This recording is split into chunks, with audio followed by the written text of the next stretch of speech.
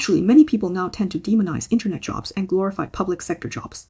For example, they call entering the public sector landing ashore, believing that once you pass the exam, you'll have no major worries at work for life. Be carefree, stable, and peaceful. This is a stereotype, and it's definitely not true. I've worked in the public sector for 5 years and outside it for 1 year, and I can say with certainty that people in the public sector have just as many or even more worries than those outside. In fact, the proportion of people in depressive or other abnormal psychological states is higher. So why does this happen? As I mentioned in my comment section, the more protection you receive, the more restrictions you'll face. Think about it carefully. Are you willing to trade an equal amount of significant lack of freedom and a suppression for lifelong job security? The gift the public sector gives you has a price tag, but this price tag has been hidden. It's been hidden by your parents, by old perspectives from economically prosperous times, and by the current public opinion. So you have no idea about these costs before you start the job. I want to show you this price tag, including the hierarchical oppression, the demand for unquestioning obedience, the complexity and rigidity of interpersonal relationships, the lack of spiritual and material positive feedback, and almost no emotional value. There's also the high probability of heavy workloads and frequent overtime, shifts on call duties, and what else? Restrictions on your dress, appearance, and freedom during holidays and after work, as well as colleagues and regulations you can never understand. Some might say private sector jobs can also be bad in such and such ways. Yes, of course. This is the main point today. Every job you can choose is, on the whole, balanced. When choosing, you shouldn't consider which job is better, but rather which job's downsides you can barely tolerate. Let's elaborate. First, why are all jobs roughly the same?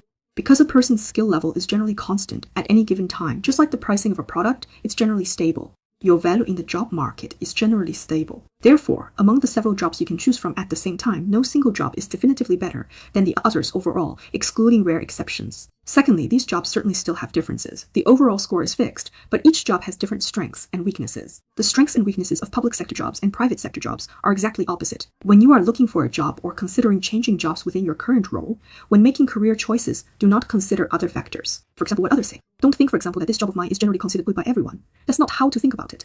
What you need to consider is which job's pain and downsides you find relatively easier to accept.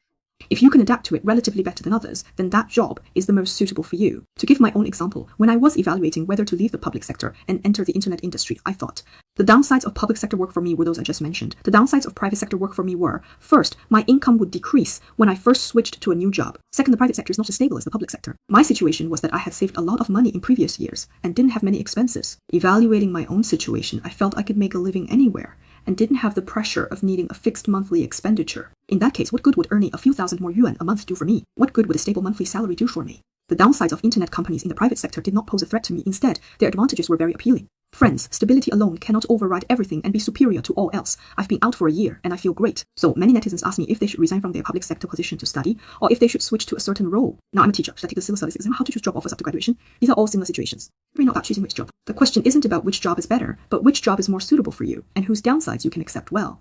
This truly depends on individual perspectives. It hinges on your personal foundation and overall circumstances. You need to make a judgment by considering your family background, financial situation, aging mindset, life stage, personality and temperament, as well as what you need most, like most, and dislike most right now.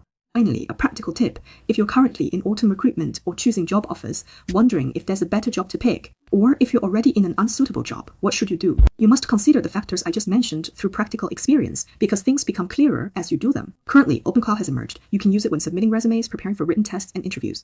Whether you're working, doing side hustles, preparing for a new job, or building a portfolio, you can use it. It's really fun to use. The beginning is always the hardest, and as beginners, everyone easily gets stuck at the installation and deployment step. So I made a small tool, I made it myself, and I also asked senior programmers for help along the way. The result is that it can automate the installation, getting it done in 10 or 20 minutes without having to study complex documentation or encounter pitfalls. The advantage over official big tech solutions on the market is that mine is installed locally on your computer. Compared to their cloud-based ones, mine is a fully functional, robust local setup.